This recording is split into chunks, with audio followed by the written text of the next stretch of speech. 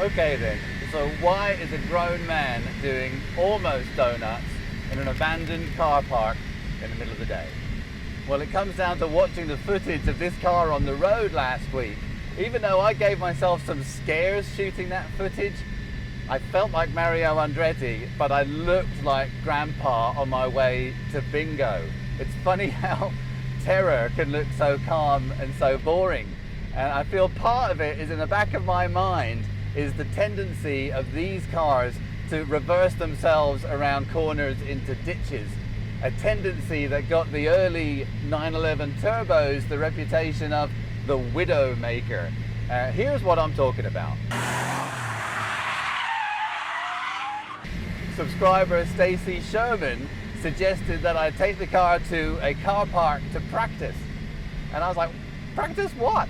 But what you're supposed to do, he says, is you drive around, you're not supposed to do donuts, kind of turned into donuts. You're supposed to drive around fast in circles until you feel the rear end starting to step out, and even push it in that safe environment to make the rear end go out. So you can start getting a feel for what it's like before it goes, and hopefully stand a chance of correcting it before it, murders you, and then also maybe even try to play with it and enjoy it. What a concept.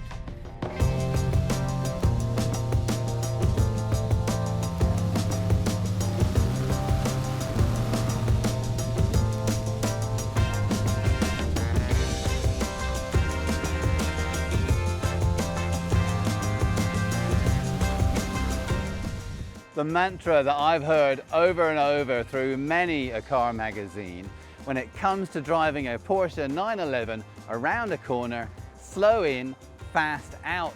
And that's a reminder of both the benefits and the pitfalls of having so much extra weight in the back of these cars. Now imagine coming up to a blind corner at 90 miles an hour and suddenly there's a 500-pound grizzly bear in your trunk. It would be good to have an idea on how to deal with that in advance. The first part of that phrase, slow in, is telling you not to overcook it into the corners.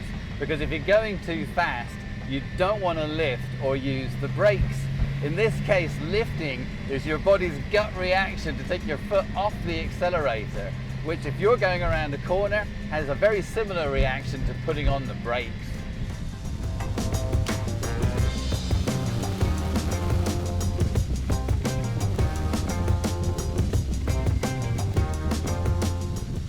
Hit the notification bell, it's up there. Yes, please. Why then is it so terrible to apply the brakes or to lift mid-corner in order to save your own skin? Well, obviously, if you do that suddenly enough to cause any of the wheels to lock up, then that's going to cause a skid, and that's bad. But what else is going on is a shift of weight to the front of the car.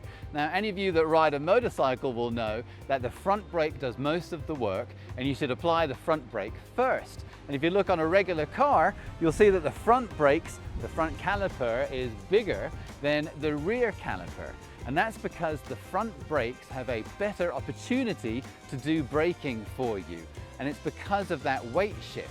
So if you imagine all that weight shifts to the front of the car and it's pushing down on the front tires and pushing them into the tarmac and giving them lots of traction so that when you put the brakes on, they're not going to skid, they're going to stop for you. At the same time though, the rear of the car essentially is lifting up a little bit, giving your rear tires less of an opportunity to bite into the ground and help you brake. And so it doesn't matter how fat your tires are, if they're not being pushed into the ground, they're not going to help you brake. And so that all works great if you're going in a straight line. But if you turn a corner and start doing that, right at the very moment when you want your rear wheels to have the most traction they can, you're essentially starting to lift them off the ground and letting them wander.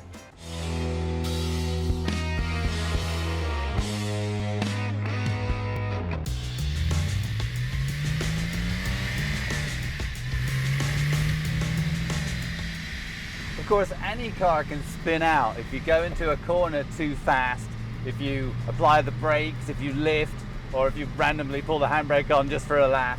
The point is that with a Porsche 911, you have that 500-pound grizzly bear in your trunk that's just dying to turn into a deadly pendulum if you're not ready for it. What that can mean for a Porsche 911 owner is that if you do lose the rear end in a corner and you're not ready for it, it can be over pretty quick. They even have a special name for it, Snap Oversteer, also known as reversing into a ditch. So that's the slow in part of the phrase. Now how about the fast out part? Is that any funner and less death-defying? Well, it turns out that having extra weight in the back of these cars is an advantage when it comes to acceleration. When you accelerate, you get pushed back in your seat, right? And you see that extra weight make the rear of the car hunch down and help you get the power down. Now, any of you that have driven a pickup truck with an empty bed will know just how easy it is to make those rear tires light up around any corner, especially in the rain, because there's no weight pushing down on them. A Porsche 911, by comparison, has got a 500-pound grizzly bear in the trunk, helping you push down on those rear tires and get off the line, but also accelerate out of corners.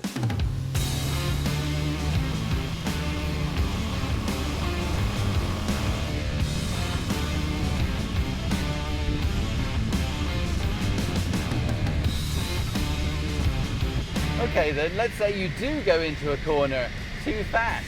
What do you do then? You can't turn back time. You just prepare for death or what?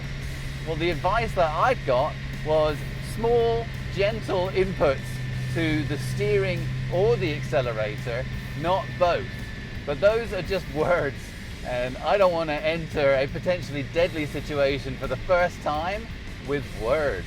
And so the best advice that I got was one of two things. Take a drifting course, which is going to teach you to, really work with that oversteer, or also a skid pan. It could be a good way to sort of practice how the car is going to behave when things go awry.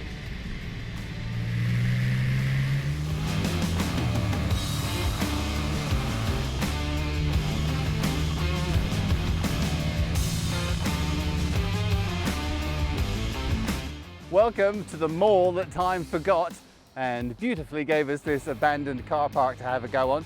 And so let's see what all the fuss is about.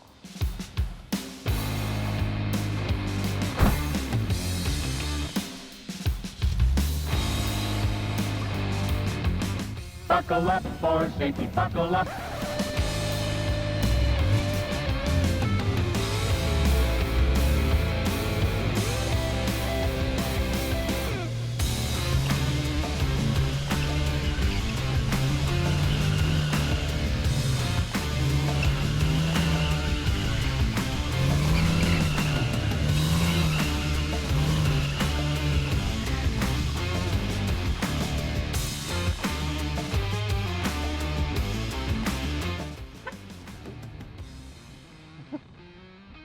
Not too bad.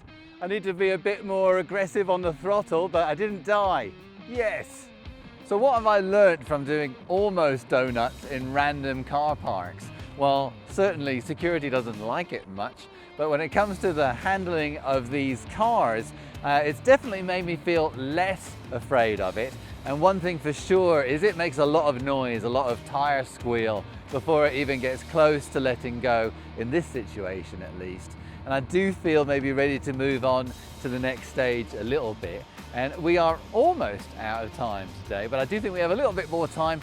I feel I need a little bit more left. Maybe, isn't that counterclockwise? Here we go.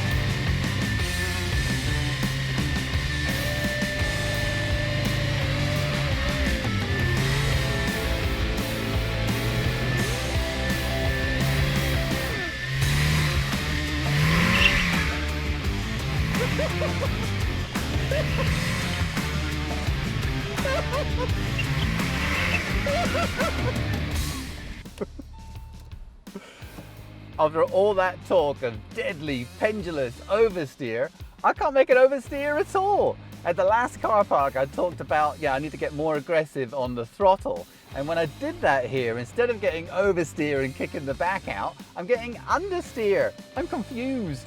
I brought my daughter's McLaren 720S here to demonstrate. Maybe you guys can tell me what I'm doing wrong. This is us in the McLaren 720S.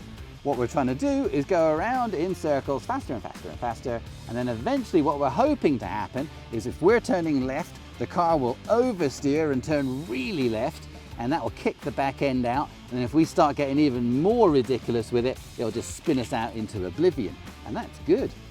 But what's really happening is I'm going around and going around getting faster and faster and faster, and then when I give it gas, instead of it getting all heroic and kicking the end out, it is pushing the front out, it's understeering. So instead of going more left, the front is actually sort of skidding out of the circle like that. I wasn't expecting that. I think I probably need to go in bigger circles and drive faster to make this happen. The small circles are good to pick everything up on the camera, but I think to get the rear to kick out, I would just have to light up the rear tires and do a donut, which is fun, but it's not really why we're here. What do you guys think I should do? How should you practice this? If I'm going to go much faster, I don't think public car parks are a safe option.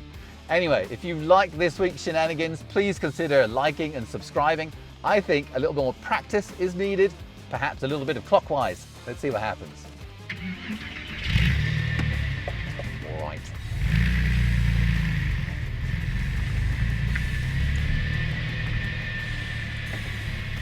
Windows up.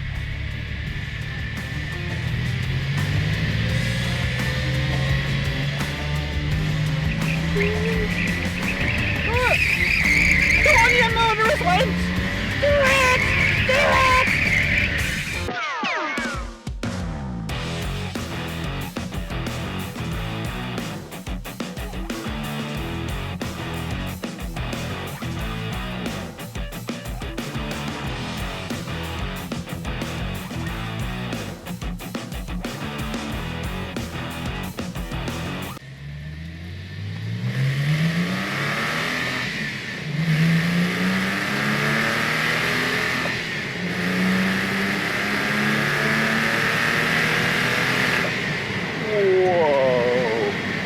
Evening.